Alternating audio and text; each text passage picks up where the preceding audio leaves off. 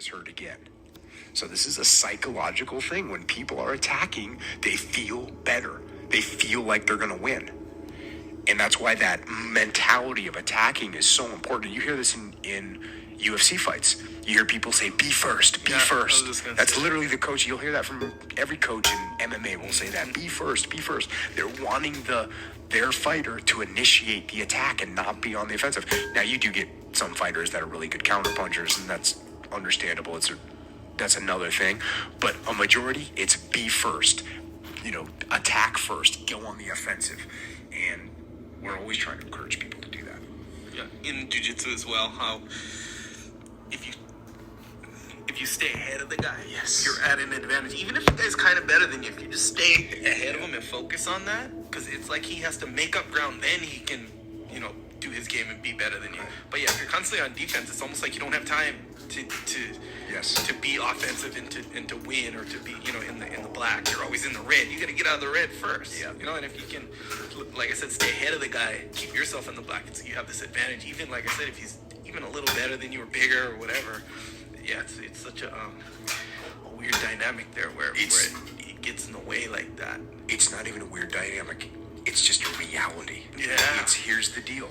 If you are on the attack, you are doing better. Yeah. If you are on the offense, you're psychologically winning, and that has a huge impact.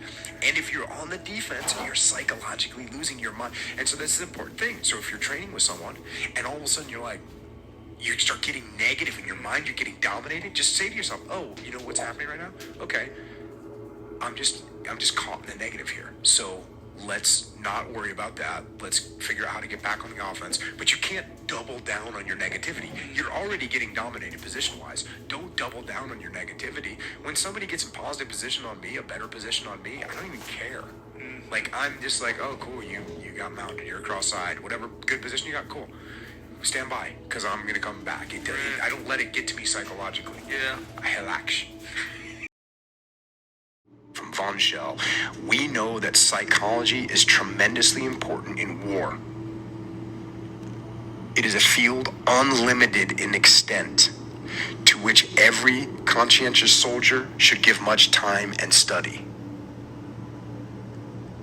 And that's one of the things that I find about jiu-jitsu is that it is also unlimited in extent. It doesn't stop. You don't ever get to the end of that learning process. And that's why we're always trying to be better. And that's why we still make mistakes. That's why you still make mistakes in leadership position. That's why I, who sit around and teach about leadership and tell people how to lead, I make mistakes and do things wrong and treat somebody the wrong way and make them mad. And I got to go back and unwind that. That's what happens. So we got to do as much as we can to learn as much as we can. Yet it cannot, go back to the book, yet it cannot be learned as one learns mathematics. It must be sensed. Unfortunately, we cannot formulate a set of psychological rules. Human reactions can never be reduced to an exact science. War is governed by the uncertain and unknown, and the least known factor of all is the human element.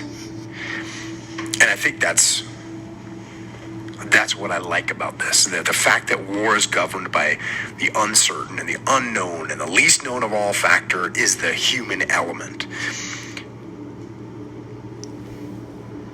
And war is like life. And that's why I think when you hear these stories and these philosophies about the psychology of war, you apply them to yourself. And you lead your own war. You detach yourself. Psychologically, you detach yourself and you observe and you see how these psychological elements are affecting you. And what you can do to straighten them out.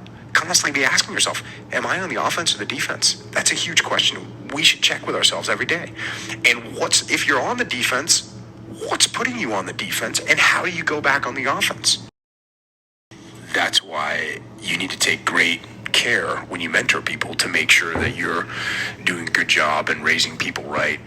And one of the interesting things about mentorship is that you have to let go of your ego, because what you should want as a mentor, what you should desire as a mentor, is that the people that you're mentoring become better than you.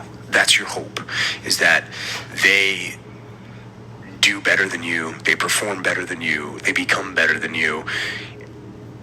And you've got to be proud when that happens. I in jiu-jitsu, when I'm teaching people in jiu-jitsu, and you get somebody will say, "Oh, I'm gonna tap you out one day," and I always say, "Good.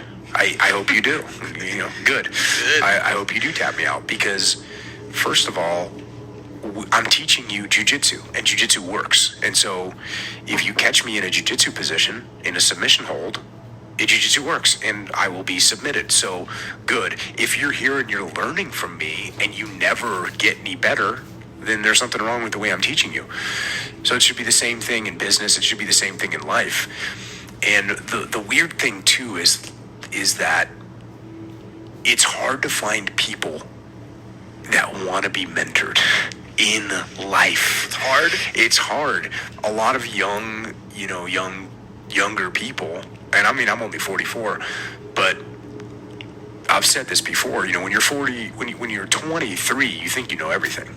You really do. And then when you're 27, you look back and you go, "Man, I didn't know anything then, but I know everything now."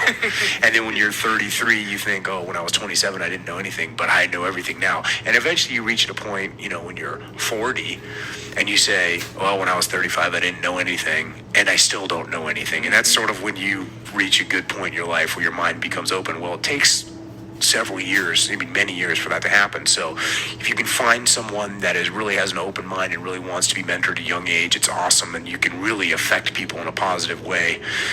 And I had some great mentors. Some of those older SEALs that I looked up to and said, "Wow, this person really has done an awesome job." Those people helped me out a lot. And sometimes it wasn't a active mentoring, it was more of an imitation. I was just imitating what they did and trying to, I can't remember that many times where someone sat me down and said, "All right, son, here's what you need to do to win." It didn't happen a lot, but a lot of times they'd be saying, "Hey, group of people, here's what you need to do to win." And I was taking notes and making sure that I remembered what they were saying. So yeah, mentoring is absolutely important, and it's also a very positive thing, because you're having a positive impact on somebody's life, and that always feels good to watch them do well. Unless you have a big ego and you're an idiot, and then in which case you'll be miserable. Do you think that's kind of natural though, to let's say from an instructor's point of view, or whatever, when you mentor someone, or you're in a mentoring situation and that person does start to kind of catch up with you and beat you, do you think that's pretty common though, right, to have some resistance in your mind against yeah, that? I mean, everyone has an ego. You don't want to get tapped out by your students, but if you let that drive you, then you're holding back information from them. Then you're not pushing them to do better. So it might be a reality, but it's a reality that you have to deal with and you have to get rid of. It's kind of like the growing pains of the group, right? The unit. So like if you have, 3 students, or you have an academy, a school, and now they get better than you, your school, which is kind of your whole goal and your whole motivation, your school is strong. But if you're still the bull, the alpha, beating everyone or whatever, sure, you're individually strong and your ego's strong, but your school is weak, so those growing pains kind of part of it. I tell my guys all the time at the gym, the better you are, the better I am. Yeah, I have this awesome move that's working well. Let me show you the counter so that I can learn to overcome the counter to the move. And that's how we all get better. And there it is, everybody.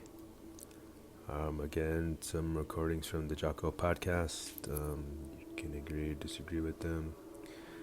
It's kind of like I agree with them mostly. So thank you all for watching.